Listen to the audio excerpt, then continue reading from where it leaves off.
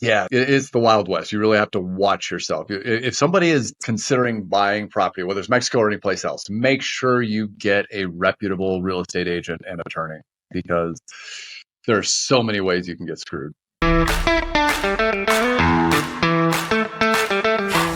Hey, everybody. Welcome to the Workergenics Mastermind Podcast. Today, we have a special guest, Steve Didier, who is the host of the Ronin Mindset Podcast.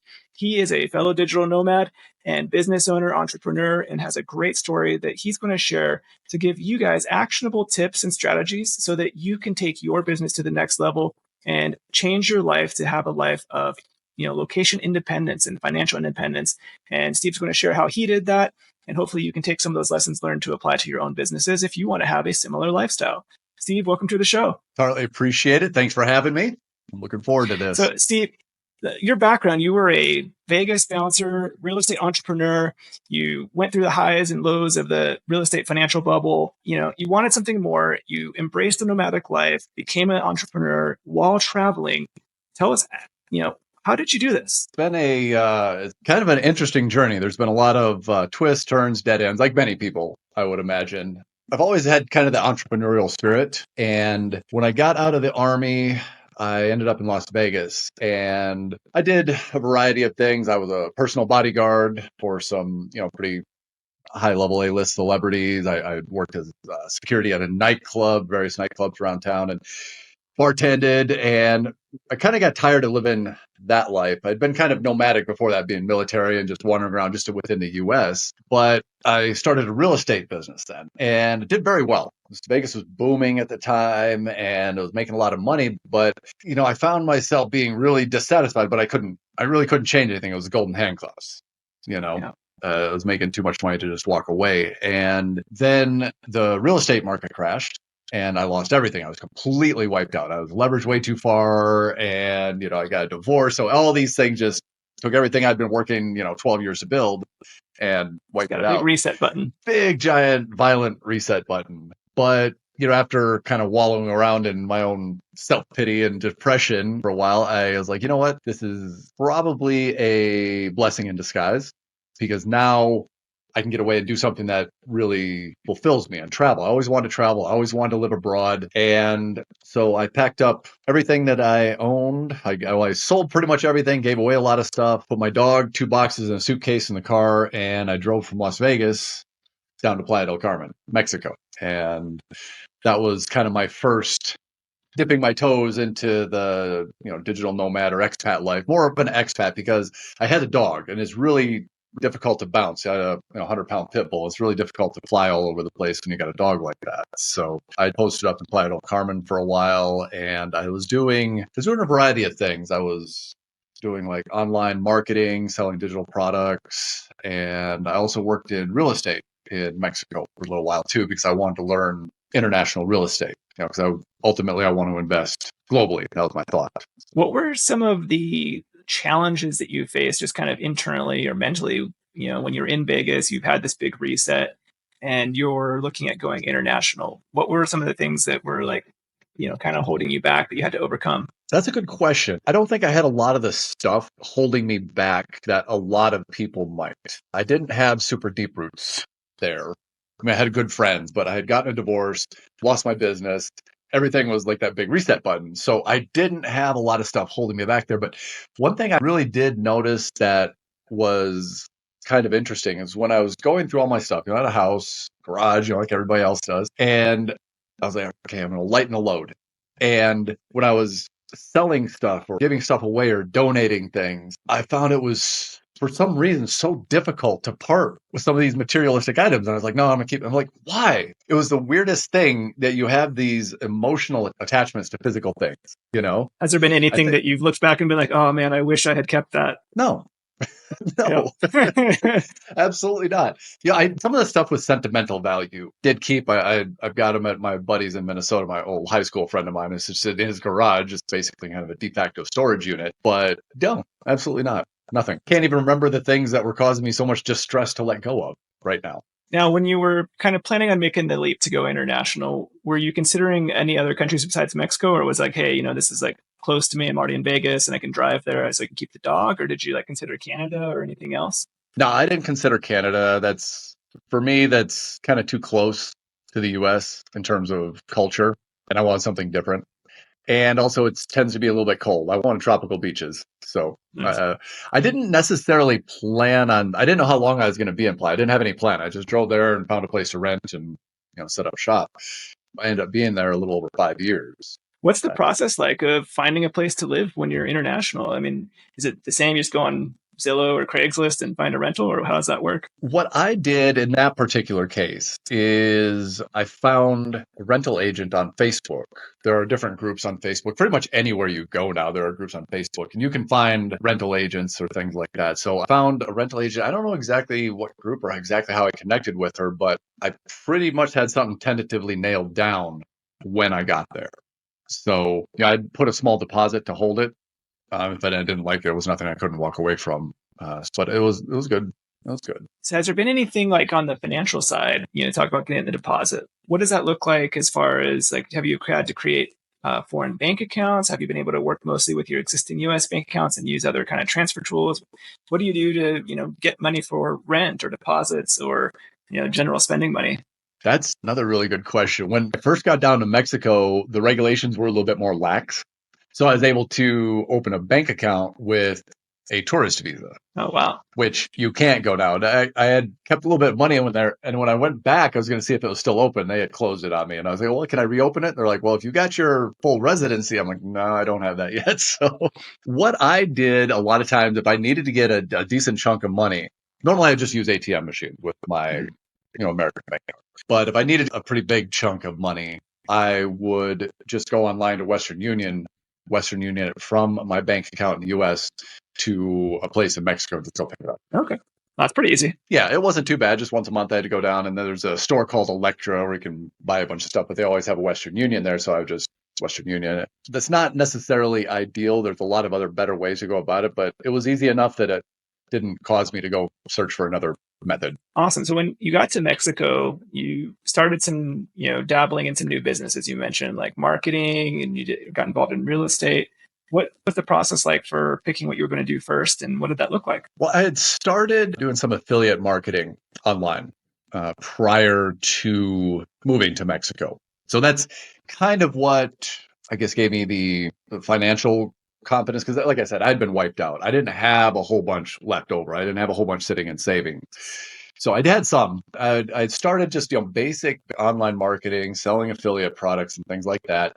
I was learning the ropes at that. And I wasn't making a ton of money, but it was like $1,000, $1,500 a month, something like that. And that combined with the savings that I did have, I was like, in Mexico at that time, that's 11 years ago, you could live on $1,500 a month without a problem. I mean, you weren't staying in the super luxury places, but you had a really nice place and a decent life.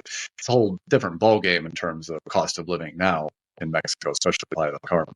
But that was kind of how I got my start in. I did that, and then I started doing some real estate down there. I met some people who owned Americans who owned real estate companies, so I started doing real estate as well, which is a fantastic learning experience.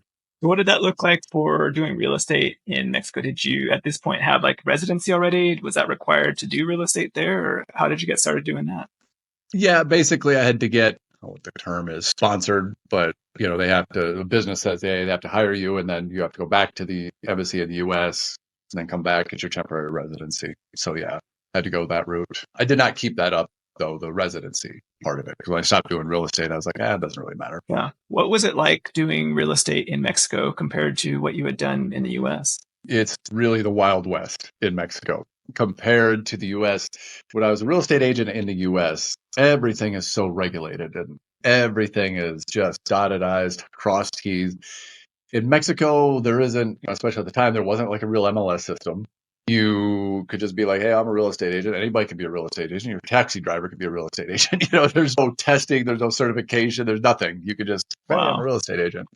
Yeah. And yeah, it's the Wild West. You really have to watch yourself. If somebody is considering buying property, whether it's Mexico or any place else, make sure you get a reputable real estate agent and attorney, because there are so many ways you can get screwed.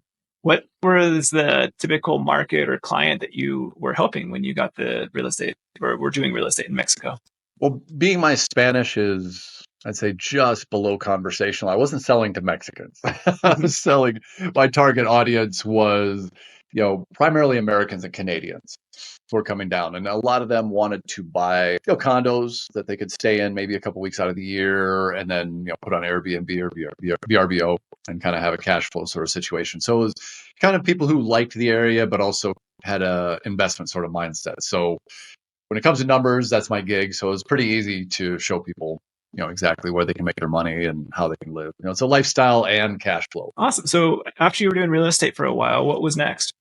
You know what? I started a credit repair business. And that it was because basically I had to repair my own credit because of getting wiped out in the crash. I, walked away from everything. So I was like, okay, I kind of got to get back in the game here. I do want to be able to invest. I do want to be able to do all this stuff. So I fixed my own credit, learned a lot about it, and then was helping other people. And eventually that turned into a really lucrative, which I was able to run from Mexico because everything is done via email and phone and all that kind of stuff. So I had no issues running the credit repair business from Mexico. And then as it grew, I started bringing on VAs from the Philippines. And that was absolutely fantastic. You have some of these hesitations. I think most people have some sort of hesitation when they think about outsourcing work to the Philippines or other places like that.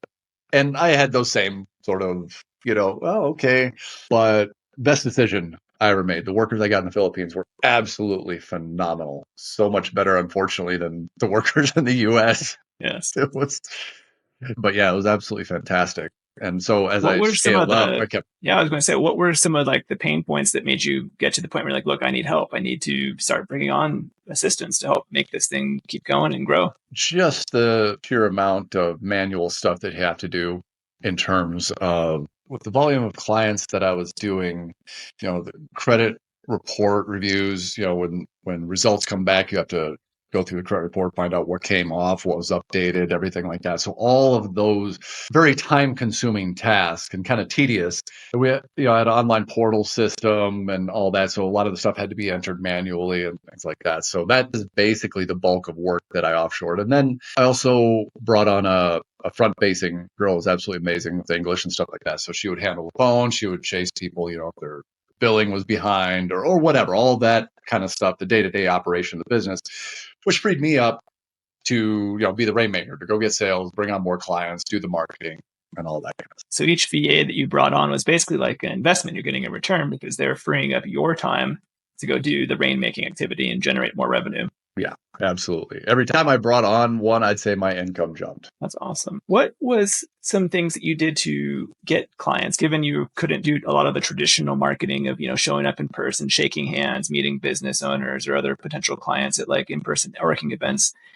What were the strategies you employed to grow the business and get new clients while being international? There was kind of a two-pronged approach. One, I'd say, especially at the beginning, the bulk of my business was referrals, because I did a very, very good job. And the credit industry has a giant black eye because there are a lot of scam artists out there and there are a lot of scumbags and there are a lot of people trying to do whatever. So when you show up in an industry like that and you actually conduct yourself professionally and you call people back and you actually do good work and their credit improves, you provide coaching and they can see that improvement month to month to month, it's very easy to get word of mouth referrals. So that was a primary part of it. The second thing that I did to bring on clients was I really focused on social media, organic marketing. I did a lot of reels for Facebook, Instagram. I was on TikTok. I resisted TikTok for the longest time. I'm not going to dance. But, before I knew it, I had like 30,000 followers on TikTok. Well, that's cool, but Wow. it kept a good, it's not a lot really, but, for me, I was like, wow. So I had about 30,000 there, 30,000 on Facebook or rough numbers. So it kept enough of new people coming in. And then once you do a good job, then you know somebody with bad credit. So like if I do a really good job for somebody, they're going to refer to me to people. Right. Your credit is the average of your 6 best friends, right? So all of the clients of yours probably have good friends that need it too, right? That's absolutely true. I didn't passively rely on referrals. I actively engaged with my both current clients and past clients to get referrals. And, I had some referral programs, if you refer me to somebody, I'll, send a gift card or whatever, different things like that. So that's awesome. We just actually had a podcast that's going to be published right before this one, talking to someone about a marketing flywheel. It sounds like you had that marketing flywheel nailed, where you just, things keep going because of those referrals. So it's awesome to hear that working. So, all right, you had the credit repair business, but you're not doing that anymore. So what kind of made you transition away from that and move on to what's next? Well, I moved back to the US for a little bit. Ended up meeting a girl. Well, went back to the US. Didn't work out. I went back to Mexico. And so basically, I was starting to get really burned out on the credit thing. And unfortunately, it's a negative sort of industry. And what I mean by that is it's always the 80-20 rule, right? You've got about 20% of the people who were like me, a professional, had great credit, an event happened, I had bad credit, I need to fix it, and I'm going to be good from here on out. Yep. The other 80% are basically career credit criminals. So, it was so frustrating for me dealing with on a day-to-day basis. I had people yelling at me because their score wasn't going up. I'm like, I just got like 20 things off your credit report. Let me see what's going on. Oh, do you know you have to make your payments on time? That's part of the deal. So it got so frustrating. People playing the victims and point. And I'm like, look, I even had a guarantee on my services, so if I don't hit a certain mark, I'm going to give you your money back. And people still weren't satisfied. And it just, one day I woke up and I was like, you know what? I can't do this anymore. I'm not going to deal with people like this anymore. So I'm like, okay, what I'm going to do is I'm going to take all this knowledge that I've garnered over the last 7 years. I'm going to put together digital products for personal credit repair and business credit. All right. And I was like, that's the ticket. And then what I'll do is I'll scale it up. I'll run Facebook ads and everything, and we'll scale it up. And I won't talk to anybody. I'll just be a digital marketer, which also kind of frees me up globally, because running that credit business, I had to stay kind of in the Americas. I spent time in Colombia, I spent time in Belize. I was, kind of all over, but always had to be here. Okay, so that was my bright idea. I didn't really think it through. Or, you don't know what you don't know. I found out after I kind of dove headfirst into this that you can't run credit ads on Facebook, Instagram, or TikTok. So it hurts the pipeline. Yeah. So I was stuck with organic marketing, and that's just not the same. It's just not the same. You don't, it's a one-time purchase on a do-it-yourself credit repair program. I still have them up. I get sales, stuff like that, but it's not anything I'm pushing anymore. I moved on to podcasts, doing some stuff with AI and things like that. But anything that I do from here on out is all going to be 100% online and digital. I'm not going to be in a position where I've got to be doing sales calls and all those kinds of things, because I want to be able to bounce globally. Like I spent last year in Southeast Asia. And yeah, we're doing the podcast. Sometimes I have to do a podcast at 2 a.m. because I was doing with somebody in the US. But, that's fine. I love doing the podcast and talking to people. So that's fine. Well, I love this journey, because it sounds like you've gone and, you have something where you're like, hey, I've done really well with this. I'm going to, help other people do the same, follow the passion, use and leverage the knowledge you've gained in the past experiences to arrive to where you are now. And still having this like ideal lifestyle. That's, kind of an underlying function that's like always there. Like we got to craft the business around the lifestyle instead of the lifestyle around the business. And I feel like so many people that you and I probably talk to on a daily basis, they're the other way around. Their business is controlling their lifestyle. What kind of advice would you share with someone like that, who's like, hey, I got the golden handcuffs. They've got a great job or business. It's bringing in good money and they're comfortable, but they're not satisfied. They want to have the lifestyle like we have traveling internationally. That's a question with a lot of different layers, and it's very individual, and that's part of the package that I'm putting together, is to help people make that transition. One thing that I would say if I was talking to somebody like us is first identify, what do you really want, as far as like, do you want to kind of nomad around? Do you want to just move out of the country and kind of plant yourself one place? Kind of get an idea of what you'd like. And once you kind of identify what you like and where, if you want to go someplace, is your business or what you're doing right now something that you can do remotely if you put the right people in place? Like if you get some VAs, is that something that you can do? If not, then what would be an alternate source of income? How can you take some of the knowledge or experience or whatever that you have and create a business out of it? So everybody's going to be kind of a little individual in their approach, depending on what they want, depending on what they do, how they're making their money. But ultimately, it boils down to just put a plan in place and go for it. Yeah. Because if you don't, and it's just something in the back of your mind, man, I really want this. I really want to do this. Oh, maybe next year. Oh, when the kids are grown up, or oh, when I get that promotion, whatever. Everybody's got stuff. But so you gotta get real with yourself and sit back and say, okay, well, is this something that I really want to do, or is it just kind of something I enjoy fantasizing about when I'm, killing time? Yeah. But if it's something you want to do, start putting a plan together. And the thing is, you can always go back. You go someplace where you bounce around a little bit and you're like, man, this isn't really what I had in mind. That's fine. Go back. Yeah. So maybe someone could do like a 6-month trial, right? They don't have to do the complex nomading around the whole world. They can go do like you and just, hey, let's go park in Mexico for 6 months. They've got the 6-month visa, nothing special. You don't have to set up tax residency, and maybe just rent out your house, and you can always go back if it's not working, or it's working, keep going, right? Yeah, exactly. It's not like it's a 100% binary choice where if you do this, that's all you can do for the rest of your life. You can always go back. Yeah. But one thing that I know holds people back, especially somebody, who's making a decent living, they're not killing it, but say they're making 150,000 a year, 100,000 a year, whatever. Okay, you're doing okay in the US. They're thinking like, okay, is that enough money for me?